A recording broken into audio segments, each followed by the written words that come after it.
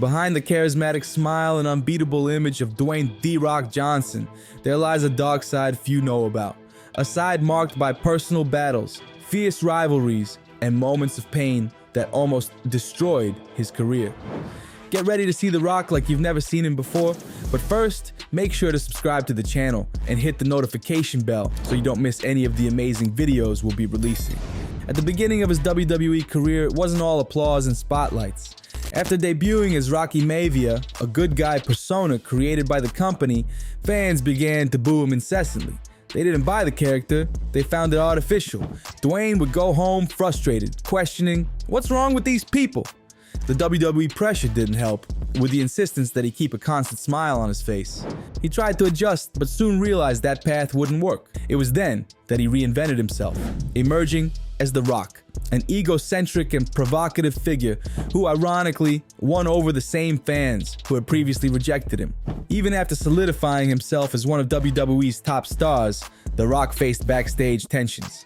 He was known for his close relationship with Vince McMahon, which didn't always sit well with his co-workers. Some wrestlers saw Johnson as arrogant, and he himself admitted that there were people he didn't get along with.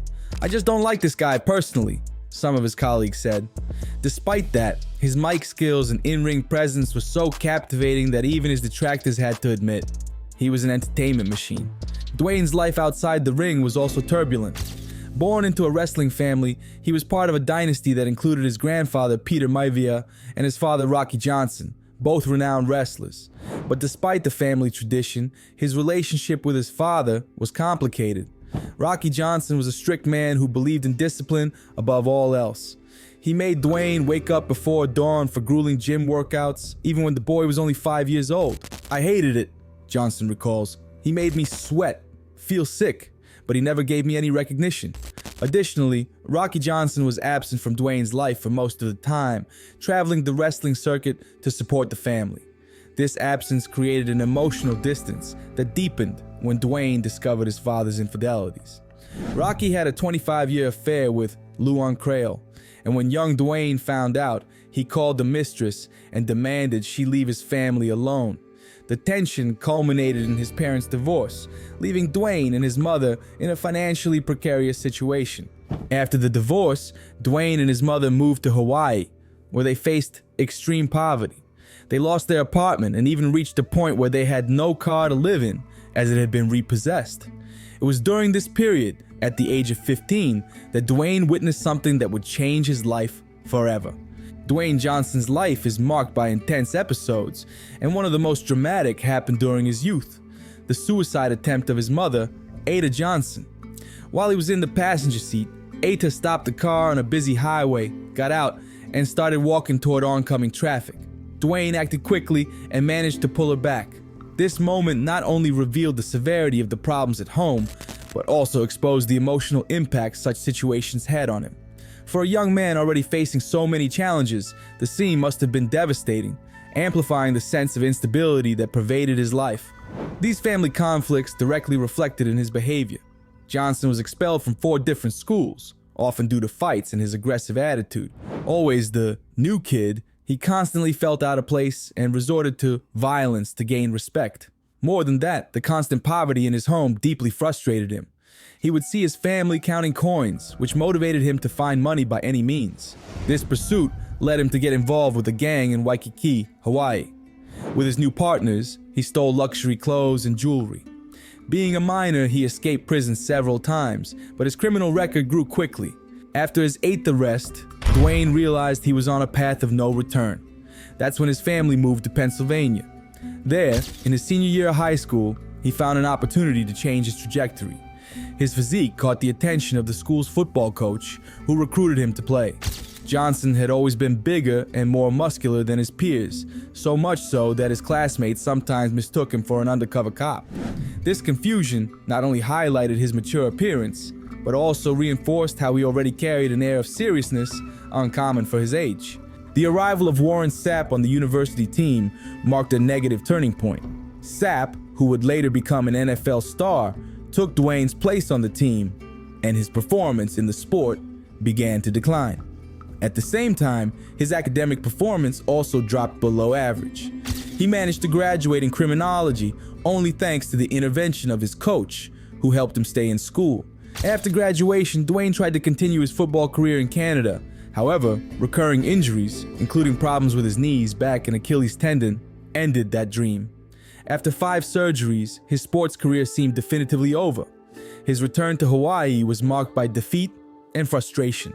With only $7 in his pocket, he faced not only financial difficulties, but also a deep sense of failure. The comparison with his friends who were entering the NFL, becoming millionaires, and achieving the dreams they had shared made the situation even more bitter. The sequence of defeats led Dwayne into a state of severe depression, worsened by the end of his relationship and the traumatic memories of his mother's suicide attempt. He described this phase as the darkest period of his life. With football out of the picture, he began to consider other options and decided to follow in his father, Rocky Johnson's footsteps into wrestling. This decision was not well received. Rocky tried to dissuade him, fearing his son would face the same challenges he had encountered. Rocky was a respected wrestler, but his financial struggles and mental health issues made him wish for a different path for Dwayne. The discussion between them was intense, but even so, Dwayne moved forward. With the blood of a sports legend in his veins, the pressure on him was immense. However, like any child of someone famous, Dwayne didn't just want to be recognized by his last name. He wanted to prove that he had something unique to offer. This desire to establish himself on his own speaks volumes about his personality. Being just Rocky Johnson's son wasn't enough. He wanted to write his own story. Initially, Dwayne's training was somewhat improvised. His father, Rocky Johnson, was hesitant to train him at first, but seeing his son's persistence, he eventually gave in. At the beginning, the training took place in a boxing ring, lacking the luxuries of a professional wrestling gym. It's interesting to think about how these early workouts in such a simple environment, with less than ideal conditions, gave Dwayne the solid foundation for what was to come. During this time, he also grew closer to the Hart family, one of the most important in wrestling, and developed a friendship with Owen Hart. For Dwayne, this friendship was one of the crucial aspects of his start in the wrestling world. It didn't take long for his presence to attract attention. Pat Patterson, Vince McMahon's right-hand man at the time, saw Dwayne and was impressed by his physique and natural charisma. He made sure to call Vince McMahon and recommend the young wrestler. Patterson knew Dwayne had what it took to be a star. He had an incredible look, like a football player, and he looked like a star, Patterson said. It was almost as if Dwayne was made for wrestling, with all the physical characteristics and charisma the sport demands. But although doors began to open for Dwayne, there was a side of the story that wasn't so glamorous. His connection to Pat Patterson, who would later be accused of sexual misconduct, generated some criticism and speculation. Some suggested that Dwayne was aware of these scandals and may have helped cover up Patterson's actions. These rumors somewhat tarnished his rise, casting a shadow over a phase that was already challenging in itself. Even so, Dwayne remained unfazed. His wrestling debut happened at the 1996 Survivor Series, where he appeared as Rocky Maivia, a name that paid homage to his grandfather and his father.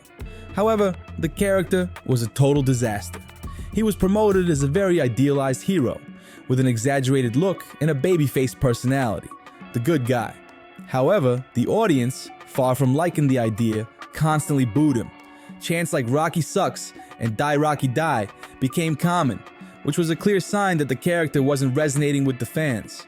It's curious how, despite the character having good intentions and being based on family figures, it lacked enough authenticity for the audience. This rejection from the fans made Dwayne question his career choice. During an injury period, he even considered leaving wrestling and pursuing a career in MMA, something that was gaining popularity, especially in Japan, with promoters like Pride offering high salaries. It's an interesting moment of reflection. Who could have imagined that Dwayne Johnson, one of wrestling's greatest icons, had actually considered walking away from everything to become an MMA fighter? But instead of going down that path, Dwayne made an audacious choice. He decided to bury the Rocky Maivia character and reinvent himself.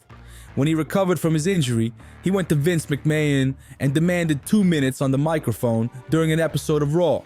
There, he began his journey as The Rock. From that moment on, he became a villain, with an arrogant persona, referring to himself in the third person and insulting both his opponents and the audience. After his reinvention, The Rock was officially born. the character that would make history. What was once a failed attempt to please the audience as Rocky Maivia transformed into a wrestling legend. This transition from a charismatic and optimistic character to a villain, heel with an arrogant yet charming personality, is one of the greatest examples of how wrestling is about the connection with the audience. The Rock became a sort of anti-hero, someone who could be despised, but at the same time, totally adored. By adopting the villain style, The Rock began referring to himself in the third person, something that would become one of his trademarks. He didn't just insult his opponents, he did it in a unique and entertaining way. The audience, which had once rejected him, now enjoyed his provocations and his exaggerated confidence. This shift was a clever move. Making the audience laugh and at the same time get irritated was a sign that he had mastered the art of wrestling, which is very much about entertainment. With this new character, The Rock quickly stood out. His ability to play with the audience was something few could do like him. It's impressive how he could create such strong energy with a magnetic presence that it felt like he controlled the entire environment. And how did he do this? The key was in the microphone, as mentioned. When he grabbed that microphone, it was magic. Almost every time he spoke, it was a performance. The Rock didn't just utter words, he turned every sentence into a spectacle. He knew exactly what to say to make the audience react, whether with laughter, boos, or cheers. The Rock's presence in the ring was unique, something that made any match, regardless of the outcome, unforgettable. Me, can you dig it, sucker? Shh. Come on, Rock. Baddest gun in Dallas. You can all go shoot yourself. This mastery of the microphone and the audience was not limited to his matches. He turned his promos into an event in itself, something that captured the attention not only of wrestling fans, but also of those who didn't watch regularly. The Rock's promo segments became the most anticipated moments of the show, not just for fans, but also for other wrestlers.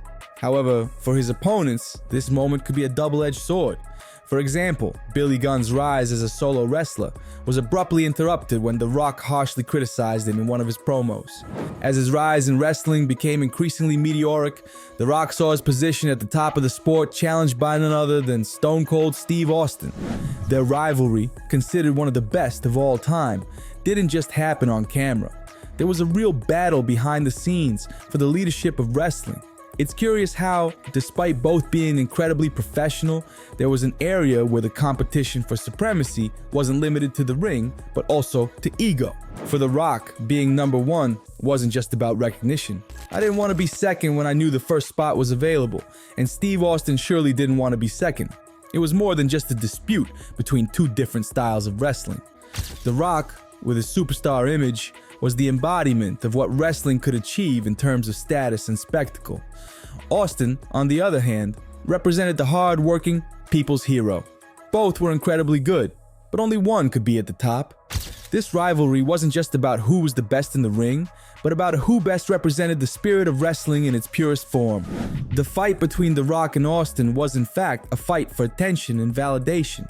I believe this is what makes this rivalry so human. We're not just talking about big matches and victories, but something deeper. The desire to be recognized, to be number one. The peak of this rivalry was undoubtedly the spectacular success both achieved. Wrestling had never been more popular. But as always happens with big stars, not everything was easy for The Rock. Amidst his success, he faced fierce criticism. Many called him arrogant, and over time, this image became cemented. The figure of The Rock began to be associated with a distant character, focused only on the most powerful figures behind the scenes.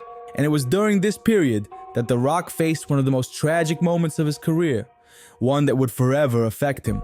At the pay-per-view Over the Edge, his friend, Owen Hart, tragically died after falling from a height of 24 meters. The sound of the impact was something that The Rock described as the loudest sound I've ever heard. Imagine being there, ready to enter the ring, knowing your friend was there, but being unable to do anything because the audience might think it was part of the show. That night was undoubtedly the hardest of The Rock's career. He had to continue performing as if nothing had happened, but his mind was with Owen.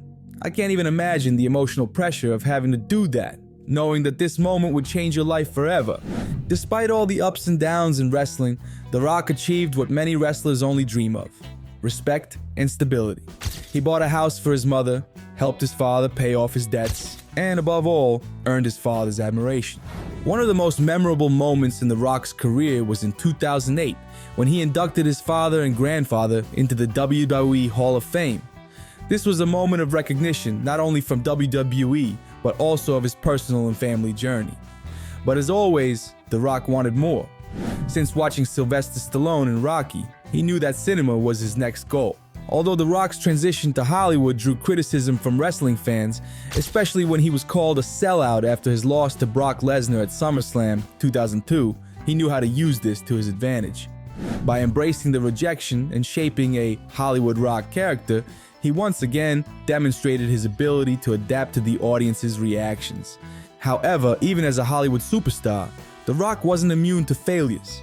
It was then that he realized he needed to change his approach. With the help of his experience, he moved away from acting and became a businessman. After separating from Danny Garcia in 2008, Dwayne not only moved forward with his life, but also maintained a professional relationship with her. They continued to work together with Garcia, his ex-wife, serving as his manager to this day. However, the separation was not easy for Dwayne. He was always very close to his daughter Simone, and the split deeply affected his bond with her, leading him to struggle with depression once again. But his career moved forward. The turning point came when he joined the Fast and Furious franchise. His role, initially intended for another actor, was rewritten exclusively for him. This represented a significant achievement in film, as his name began appearing alongside major entertainment stars. It was a smart and strategic transition for Dwayne, who seized this opportunity, even though it came from an unexpected casting change. However, not everything was smooth sailing.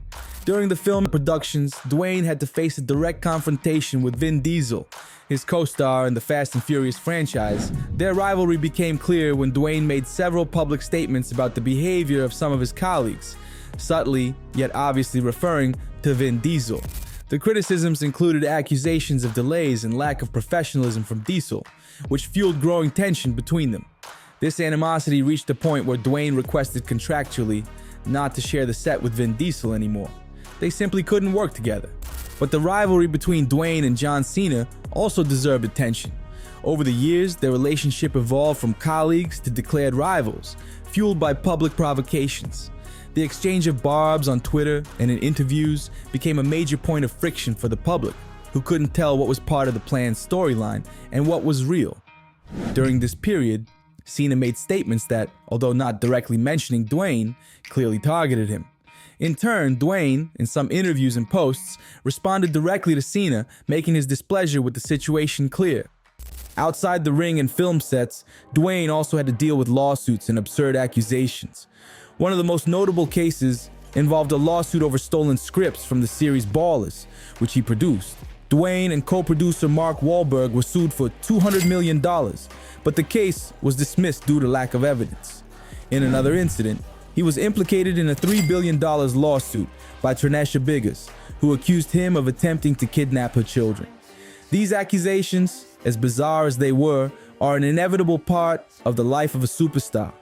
Sometimes the darker side of fame comes in the form of absurd lawsuits and unfounded accusations, which end up being part of the price for success. All of this was part of Dwayne Johnson's journey, climbing a steep mountain to become one of the most recognized names in entertainment.